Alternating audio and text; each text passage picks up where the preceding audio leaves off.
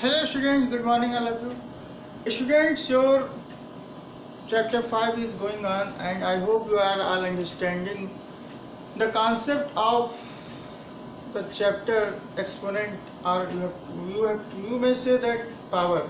And these exercise in previous lecture I have explained the laws of exponent. Students, laws of exponent are very important. Laws of exponents.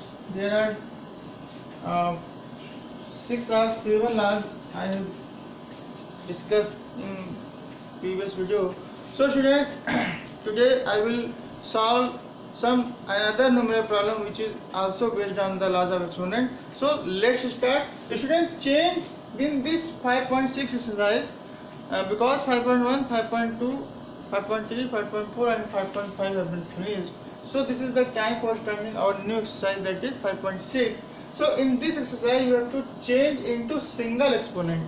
Single exponent means if there is a included two exponent, then you have to make into single exponent. So in this question you have to apply the law of exponent, that 5 to the whole power means 5 into 2 into 4, that is 5 power 8, because I am applying the law of exponent that a power b to the whole power c is equal to a power b bc. a power b whole power c बच्चों क्या होगा, a power b into c हो जाएगा और ये multiply होकर हो जाएगा bc. ठीक है, तो यही आपको लॉ ऑफ एक्सपोनेंट यहाँ पे यूज करना है. ऐसे ही देखिए क्वेश्चन नंबर बी, देखिए इसमें बच्चों लिखा है 6 square plus 6 square into 6 upon 6 square into 6 power 3. So student, if there is a number without power, listen carefully, if there is a number without power, then it is understood that the power of this number is always 1. बच्चों, अगर कोई number है जो without power में लिखा हो तो वहां पर 1 मान लेते हैं, क्योंकि ये 1 अंडरस्टूड होता है कि 1, अगर कोई नंबर विदाउट पावर लिखा है तो उसका पावर कितना होगा, 1 होगा बच्चों. ठीक है, तो यही कॉन्सेप्ट हम इसमें यूज करेंगे. So we can write here 6 square, 6 to the power 2 and 6 to the power 1 to the whole power 3. So we can write 2. बच्चों अब इसमें क्या होगा, बेस सेम है, बेस सेम है, पावर क्या हो जाएगा बच्चों, ऐड हो जाएगा. ये कल मैंने आपको बताया था, yesterday I have explained in the law of exponent that 6 to the power 2 plus 1 to the whole power 3, because a power b into a power c is equal to a power b plus c. अब देखिए बच्चों 2 plus 1 कितना हो गया, 3 हो गया कि नहीं हो गया. अब पावर टू द पावर क्या होता है बच्चों, मल्टीप्लाई हो जाता है, तो हम क्या लिख सकते हैं 3 into 3 यानी कि 6 to the power 9. This is the answer. I hope you are understanding the concept, the laws of exponent which I have using all these steps in which we have to use. Okay, now we are moving another type of question, that is F part. F part is in big bracket and in small bracket minus 11 upon 12 power 5 to the whole power 7. So student, it is also very easy that this is also the example of power to the power. So we can write minus 11 upon 12 upon 5 multiply 7. So we can write minus 11 upon 12 to the 7, 5 7 is 35. This is the another answer. Okay, let me check that the answer is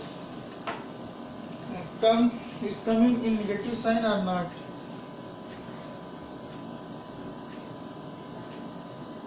Yes, it is correct. It is correct. Okay, so student, before moving our next exercise, because in this chapter there is a very small exercises are given, so that's why the exercises is finishing in quick time. So student, before moving our next exercise, pause the video to note it down in your copy. I take a screenshot. Now student, we are moving our another exercise, that is 5.7. in this exercise you have to again apply the laws of exponent which I have discussed in previous video. That in this exercise you have to simplify the following. That the part is 5 power 0 plus 3 power 0 into 6 to the power 0. So students, recall the laws of exponent which I have given in previous video. That if any non-zero rational number, if the power of any non-zero rational number is, what is the value of any if a power of any non-zero rational number has 0, then what is the value? So this is the value is 1. X power 0 is equal to always 1. I have discussed I have given this laws of exponent in yesterday, where X is called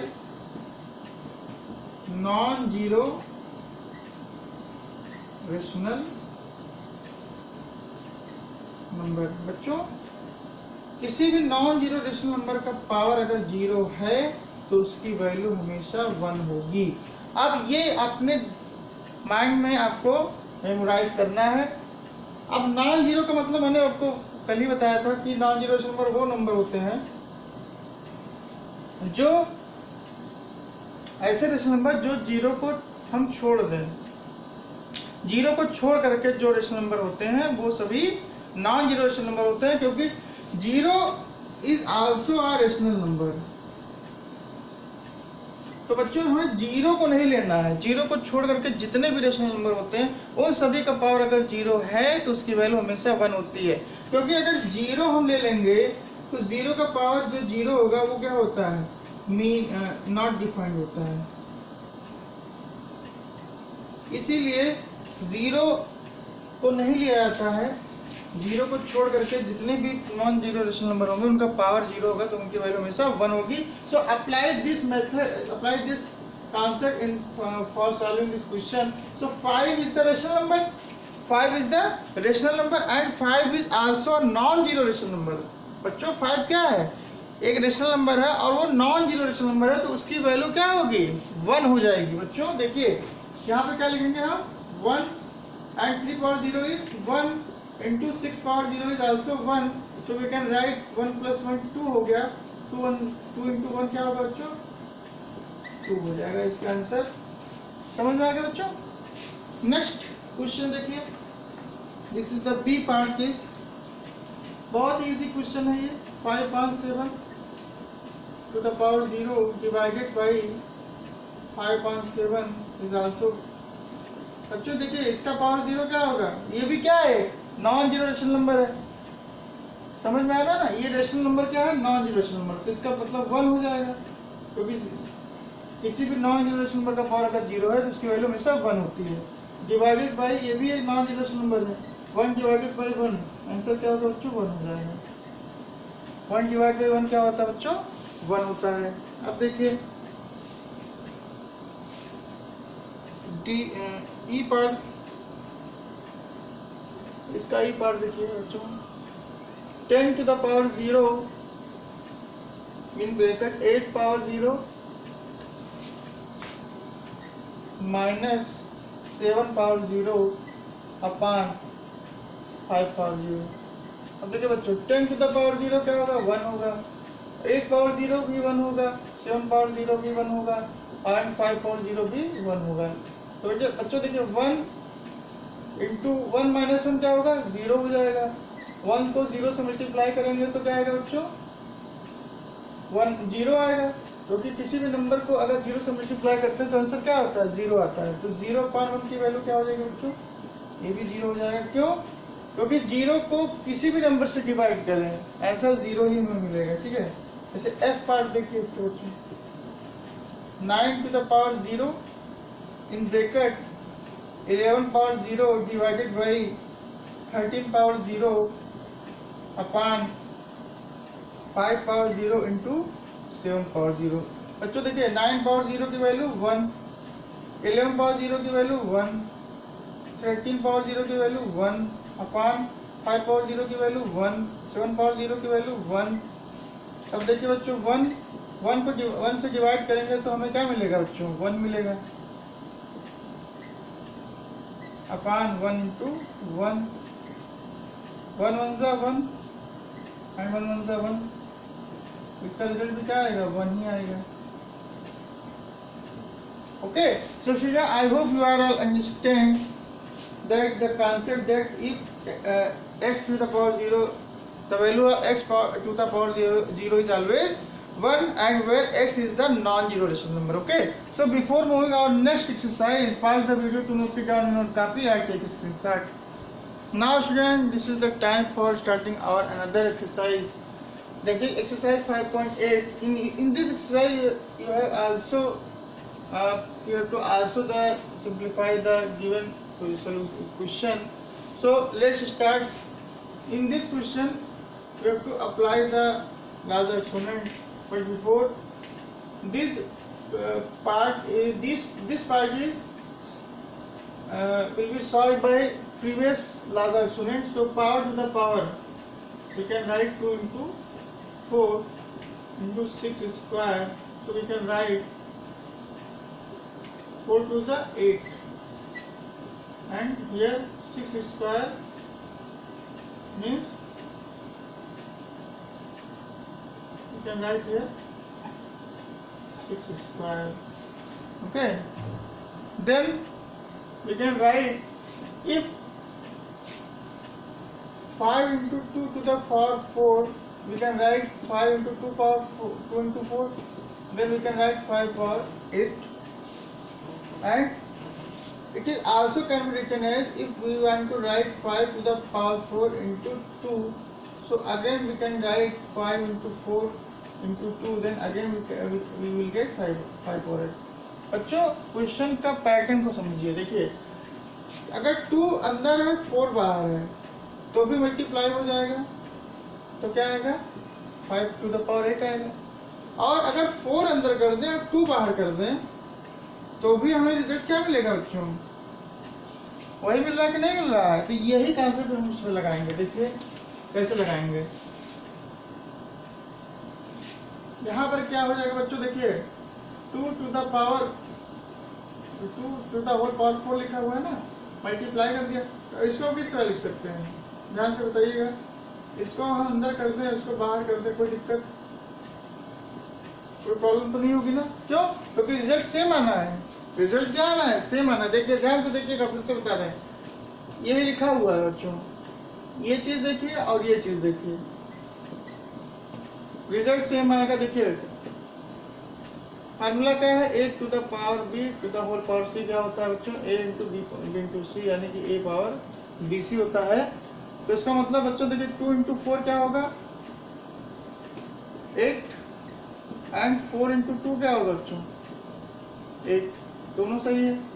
तो हमें एक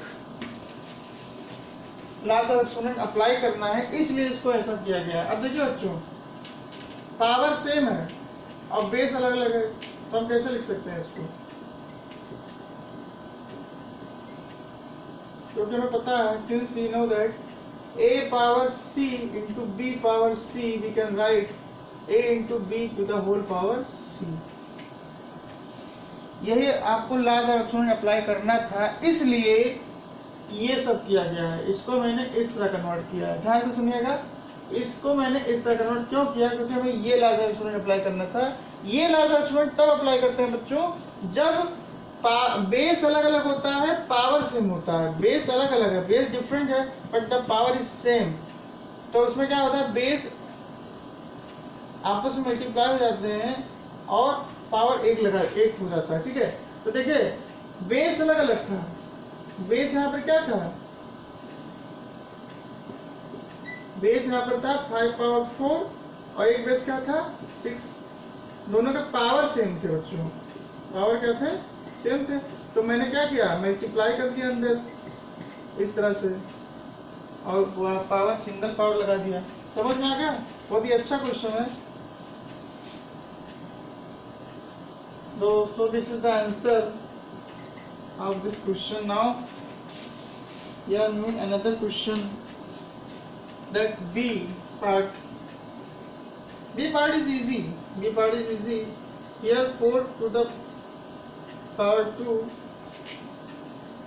Here 4 to the power 2 to the whole power 4 multiply 5 to the power 2 to the whole power 4. So here base is different. Base is different, but power is same. So we can write 4 to the power 2 into 5 to the power 2. Or you may again apply the concept that a power m to the power n. Then we apply this concept. Why? Because if we multiply this power, so we can write 5 2 into 4 into 5 2 into 4. So we can write 2 4s are 8 into 4 2 4s are also 8. बच्चों यहाँ पर क्या है, आप देखिए ध्यान से, base different है बट पावर क्या है, सेम है। यानी कि हम ये अप्लाई कर सकते हैं ना, 4 into 5 to the whole power 8 and 4 into 5 क्या होगा बच्चों, 20 हो जाएगा, 20 to the power 8. So this is the another answer. Now question number C. देखिए 3 to the power 4 into 4 to the power 4 whole square into 6 to the power 4. बच्चों इसको solve करेंगे हम। देखिए बेस अलग अलग है, बेस अलग अलग है ना बच्चों, देखिए ध्यान से।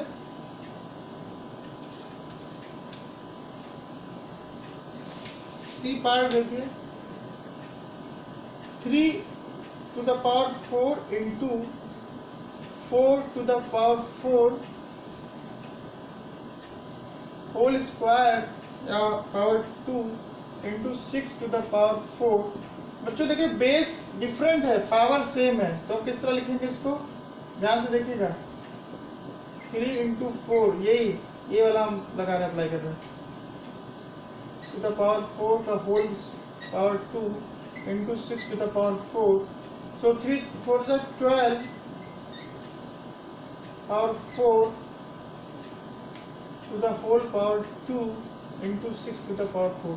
अब बच्चों ध्यान से देखिएगा, इसको हम इस तरह भी लिख सकते हैं। देखिए 12 to the power 4 to the whole power 2 लिखा हुआ ना बच्चों, इसको क्या लिखेंगे हम, 4 into 2 यानी कि 12 power 8 आएगा, आएगा कि नहीं आएगा। देखिए अब इसको हम इस तरह का लिख लें,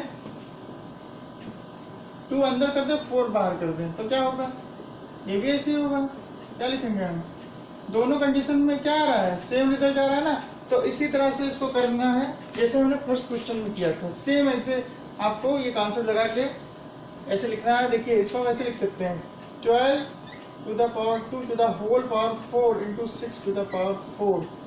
अब देखिए बच्चों ध्यान से, बेस डिफरेंट है, पावर सेम है, तो इसको हम इस तरह लिख सकते हैं, 12 स्क्वायर या power 2 into 6 to the whole power 2. This is the another answer. So let me check the answer is correct or not.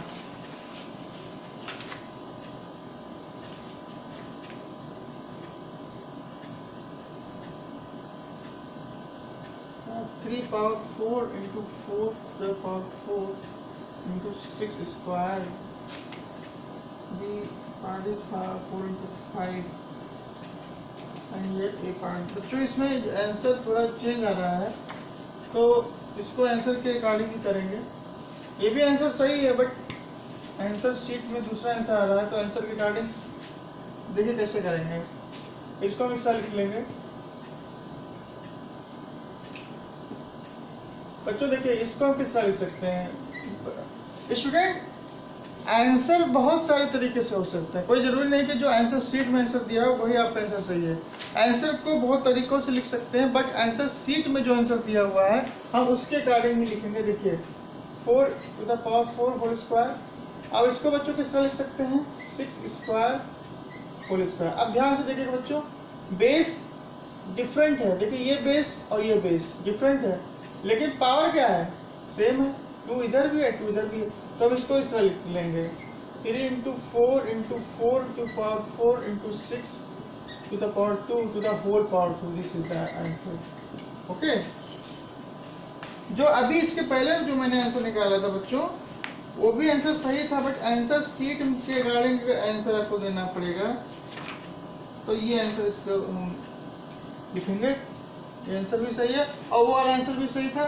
So student, I hope you are all understand the concept or steps which I have used in solving these type of question, and in next video I will discuss the remaining exercise as well as the remaining question which is based on the totally the laws of exponent. So student, make sure that if you want to try to solve this question with very fluency, then first of all you have to memorize all the laws of exponent again and again, because this is the key. Laws of exponent is the key to unlock this problem। बच्चों, laws of exponent क्या है, वो एक की है, समझ लीजिए, इन सभी प्रॉब्लम को अनलॉक करने का वो की है। तो सबसे पहला लॉज ऑफ एक्सपोनेंट प्रैक्टिस कर लीजिए, तभी आप इस क्वेश्चन को सॉल्व कर पाएंगे। Thank you very much for being with us. Till then I will discuss the new exercise which is based on laws of exponent. Okay, thank you very much.